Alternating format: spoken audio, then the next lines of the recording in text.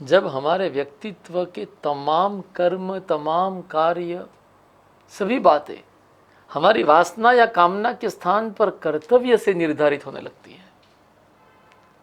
कामना नहीं, कर्तव्य निर्धारक तत्व है। हम क्या करेंगे क्या नहीं करेंगे उसको तय करने का। जब हम संतुष्ट अवस्था में रहने लगते हैं, जब कोई दुख या इच्छा का पूर्ण न होना हमें उद्विग्न नहीं कर पाता, हमें उदास नहीं बना पाता, हमें निराश नहीं कर पाता, या फिर कोई इच्छा पूरी हो जाना या कोई सफलता या विजय प्राप्त हो जाना हमें उत्तेजना, यूफोरिया और स्पृहा की ओर नहीं ले जाता, तो ऐसी अवस्था में निश्चित मानिए हम कुछ ऐसे हो जाएंगे जहाँ न हमें राग है, न भय है, न क्रोध है। और इस अवस्था को ही भगवान स्थित प्रज्ञ के लक्षण के रूप में स्थित प्रज्ञ की अवस्था कहते हैं। इस अवस्था में यदि कोई व्यक्ति पहुंच गया है तो मान कर चलिए वह आसक्ति से मुक्त हो गया है, वह मोह से मुक्त हो गया है। उसका अहंकार, उसका आधिपत्य बोध, इंद्रिय सुख की लालसा खत्म हो चुकी है। कर्तव्य के पालन से उत्पन्न होने वाला आनंद उसके व्यक्तित्व का एक अभिन्न लक्षण है। लेकिन इंद्रियों के सुख की प्राप्ति से, वासनाओं की प्राप्ति से उत्पन्न होने वाला सुख उसके व्यक्तित्व का अंग नहीं रह गया है। ऐसा व्यक्तित्व जब हमारे पास होता है ना, तब हम शुभ की स्थिति में सुखी, प्रसन्न, खुश खुश दिखेंगे, उससे मुक्त हो जाते हैं। और उससे भी मुक्त हो जाते हैं कि कोई असफलता मिली, कोई दुख आया तो हम द्वेष करने लगे, निराशा व्यक्त करने लगे, जिसके कारण हमें दुख मिला, जिसके कारण हमें असफलता मिली, उसको ही कोसने लगे। इस तरह के चक्रव्यूह से भी हम मुक्त हो जाते हैं। भगवान स्थित प्रज्ञ के लक्षण को प्रस्तुत करते हुए इसी बात को श्रीमद् भगवद गीता के दूसरे अध्याय के 57वें श्लोक में कुछ इस प्रकार प्रस्तुत करते हैं। यह सर्वत्रानभिस्नेह तत्तत् प्राप्य शुभाशुभम नाभिनन्दति न देष्टि तस्य प्रज्ञा प्रतिष्ठिता नाभिनन्दति न द्वेष्टि तस्य प्रज्ञा प्रतिष्ठिता। परम पूज्य श्री राम सुखदास जी महाराज इस 57वें श्लोक का अनुवाद कुछ इस तरह प्रस्तुत करते हैं।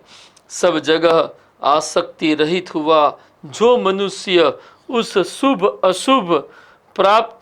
अशुभ को प्राप्त करके न तो प्रसन्न होता है और न द्वेष करता है, ऐसा व्यक्ति स्थिर बुद्धि कहलाता है। भगवान ने जो लक्षण 55वें 56वें श्लोक में प्रस्तुत किए स्थित प्रज्ञ के, उस श्लोक के लक्षणों के माध्यम से भगवान सुख, शुभ से उत्पन्न होने वाली प्रसन्नता और अशुभ से उत्पन्न होने वाले द्वेष से भी स्थित प्रज्ञ को मुक्त मानते हैं। उनका यह मुक्त मानना वस्तुतः उस स्थित प्रज्ञ व्यक्ति की इस अवस्था को बतलाता है कि वह मोह से मुक्त हो चुका है। पहले के व्याख्यान में हमने मोह की भी बहुत स्पष्ट परिभाषा की है और उसी परिभाषा के आधार पर हम 57वें श्लोक में भी मोह मुक्ति की अवस्था की व्याख्या कर सकते हैं। एक चीज यहाँ पर हमें खास ध्यान में रखनी चाहिए कि भगवान जो स्थित प्रज्ञ के लक्षण बतलाते हैं, उन लक्षणों से यह बात स्थापित होती है कि ऐसा व्यक्ति इंद्रियों पर आधारित जो भी सुख है उस सुख की लालसा से मुक्त हो जाता है। और उस लालसा से मुक्त होने का तात्पर्य यहां पर यह लेना चाहिए कि इंद्रियों को जिन जिन विषयों में आसक्ति लगी हुई है, जिन जिन विषयों के प्रति इंद्रियां खींचती चली जाती है, उन विषयों से वह पर हो चुका है।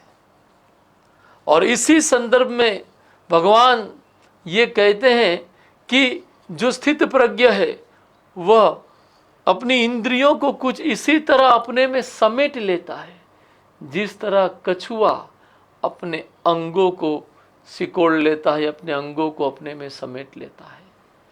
कछुए का उदाहरण देकर भगवान 58वें श्लोक में अर्जुन को यह बताते हैं, यदा संहर्ते चायम कुर्मोंगानिव सर्वशः इंद्रियाणीन्द्रियार्थेभ्यः तस्य प्रज्ञा प्रतिष्ठिता।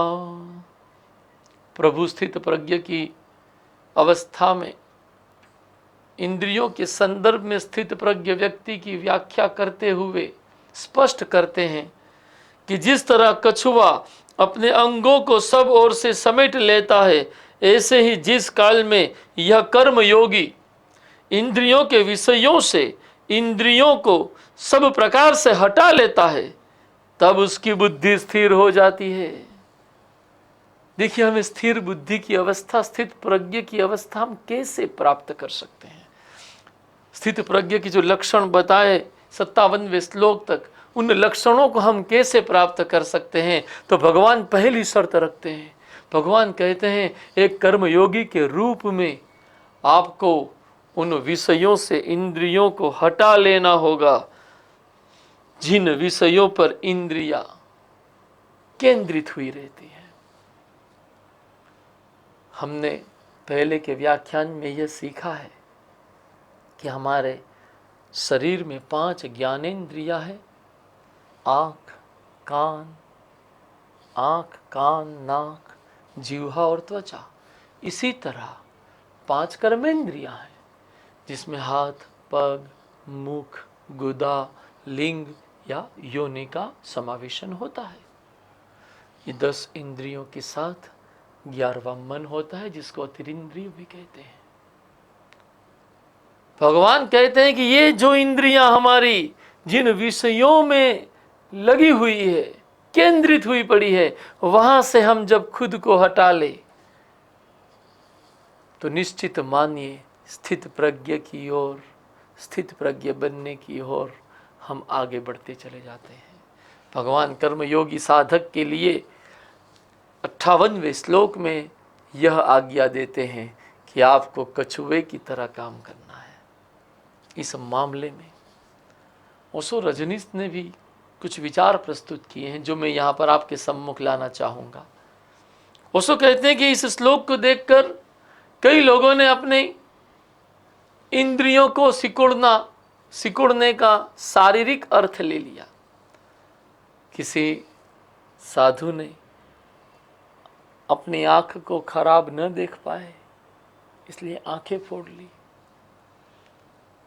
गांधी जी कहते हैं, 3 बंदर के माध्यम से बुरा मत देखो, बुरा मत सुनो, बुरा मत बोलो। वह भी तो इंद्रियों को सिकुड़ने की बाहरी कोशिश है। ओशो कहते हैं, ऐसी कोशिश का कोई खास लाभ नहीं। क्यों?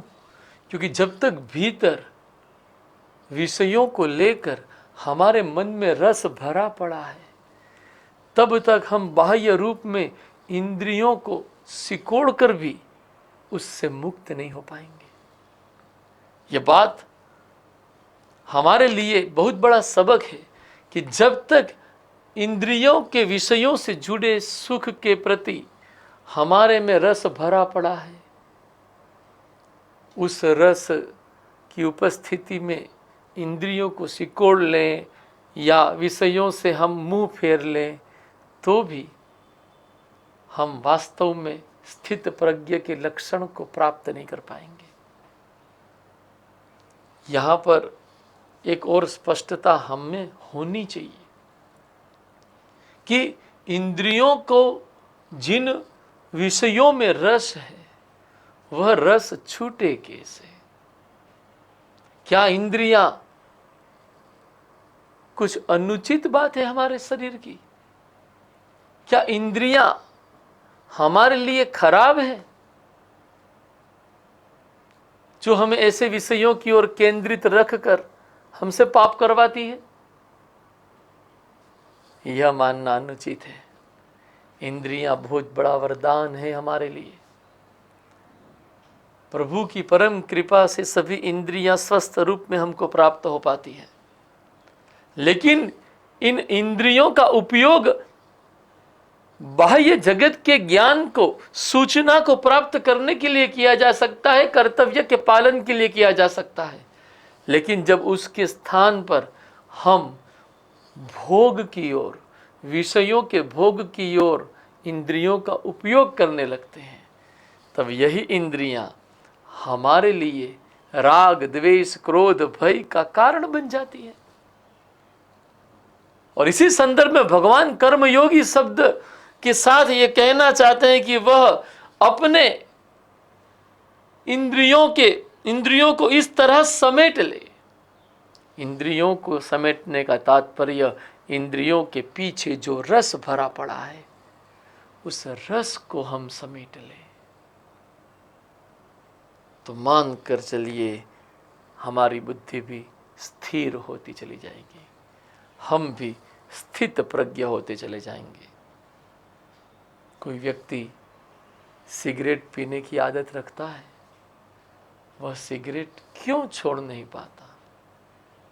उसके हाथ बांध दिए जाए, उसको वो तय कर ले कि मैं अब किसी पान की दुकान की, पान बीड़ी सिगरेट की दुकान पे नहीं जाऊंगा, तो भी उसका मन वहीं, वह विषय के भौतिक पदार्थ से मुक्त हुआ है, लेकिन सिगरेट के रस से मुक्त नहीं हो पाया है। भगवान आगे के श्लोक में इंद्रियों का, रस का जो हम पर प्रभाव होता है ना, उसकी सटीक व्याख्या प्रस्तुत करेंगे। इस व्याख्यान को यहीं विराम देते हुए श्रीमद् भगवद गीता ग्रंथ के संबंध में मेरे से कुछ गलत कहा गया हो तो क्षमा चाहूँगा। धन्यवाद। जय हिंद, जय श्रीमन नारायण।